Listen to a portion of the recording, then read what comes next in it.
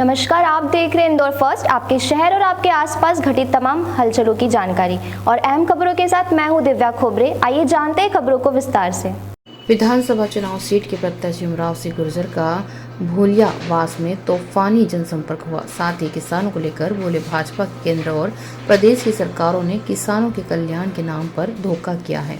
खाद की कीमतें बढ़ा दी और वजन घटा दिया।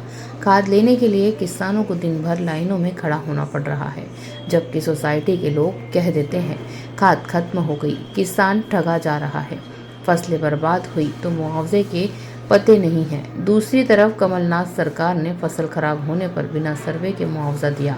यह कथनी और करनी का अंतर किसानों को समझना पड़ेगा। बीच जा रहे हैं और क्या बड़े मुद्दे हैं?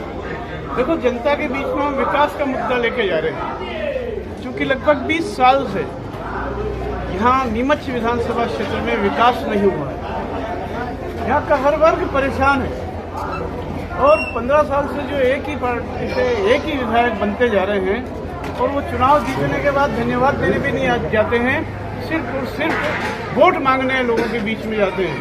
उनका ये कहना कि बिना कुछ काम किए ही मुझे जनता वोट दे रही, तो मैं काम क्यों करने लगा? क्योंकि लोग थक चुके हैं। अब राजनीति से ऊपर उठकर वो लोग कांग्रेस की सरकार बनाना चाह रहे हैं। कमलनाथ जी मुख्यमंत्री बनेंगे, क्षेत्र का विकास होगा, ऐसा सबको विश्वास है। मैं यहाँ पे 38 सालों से जुड़ा हुआ हूँ, मैं विभिन्न पदों पर यहाँ रहा हूँ। आप लोगों ने, सब लोगों ने आशीर्वाद मुझे दिया था, सरपंच, जनपद उपाध्यक्ष, जनपद अध्यक्ष, मंडी अध्यक्ष शुरू हुआ और उसमें सफलतम कार्यकाल रहा। लोगों की सेवाएं की, रात दिन लोगों के बीच में आया और उनकी जो भी बन पड़ती सेवाएं करता हूँ, चाहे वो हॉस्पिटल में हो, चाहे तहसील में हो, सारे काम में करता हूँ, इसलिए वो मुझसे जुड़े हुए हैं। आप एक किसान नेता हैं, किस तरह की? देखो, किसानों को एक तो उचित भाव यहाँ पे मिल नहीं रहा है। सरकार बार बार, भारतीय जनता पार्टी की सरकार और भारतीय जनता पार्टी के नेता और विशेषकर विधायक ये बार बार कहते हैं कि हम किसानों की आय को दुगना कर रहे हैं, लेकिन किसानों की आय को कहीं दुगना नहीं किया, किसानों की आय आधी हो गई है। और ऐसी स्थिति में किसानों को बड़ी आशा थी कि कुछ न कुछ करेंगे, लेकिन इनके द्वारा कहीं कुछ नहीं किया गया। ऐसी स्थिति में लोगों में बदलाव है।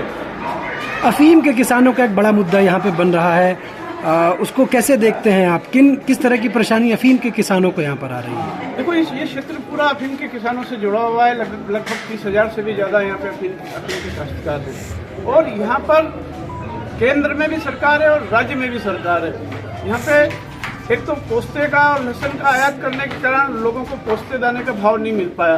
दूसरा ये कि जो अफीम का उचित भाव मिलना चाहिए वो नहीं मिलता। अखबार में छपता है कि 1 करोड़ रुपए की ये है अफीम बरामद हुई और उसकी कीमत सरकार जो है 10,000 रुपये भी नहीं दे पाती।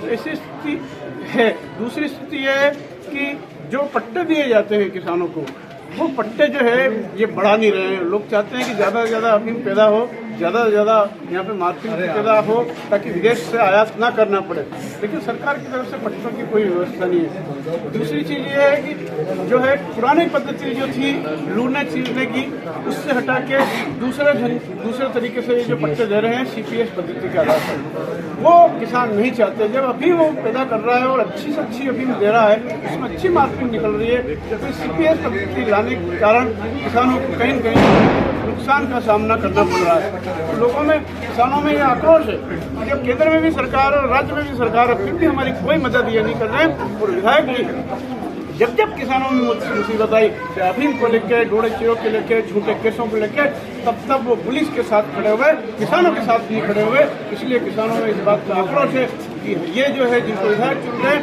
वो कभी हमारे साथ खड़े नहीं हुए। इस स्थिति में सरकार को बदलना चाहते हैं, उम्मीदवार जो है उसको यहाँ से हटाना चाहते हैं। आखिरी सवाल ये था कि पड़ेगा?